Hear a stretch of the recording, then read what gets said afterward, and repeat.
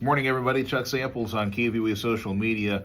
Looks like this is going to be a little bit of an active weather pattern setting up here for at least part of the weekend, and let's get through it here and let you know what's coming up, or at least what's possibly coming up here over the next couple of days. All right, let's start with the heat that's back in place for today. Most area counties, all area counties actually were involved in a heat advisory yesterday, and as you can see, at least as of 6 this morning, most area counties are involved here today. This is basically until 8 o'clock tonight, with air temperatures expected to be in the upper 90s and heat index readings maybe in the 103 range, give or take a degree.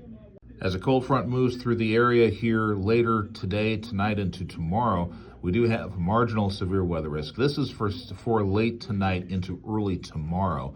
But there's a similar setup that's going to be taking place for Sunday as well.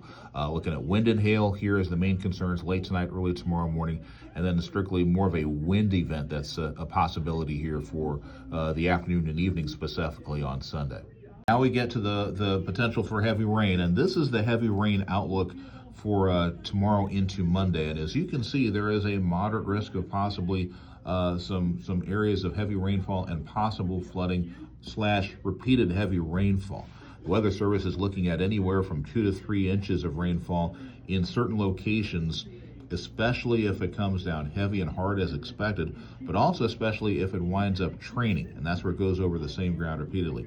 So as you can see here, Emporia is in the slight risk area for heavy rainfall and potential flooding, and areas along and north of the U.S. Highway 56 corridor, again, this is of 6 o'clock this morning, are in that area, which is a moderate risk for some flooding potential here this weekend into early next week.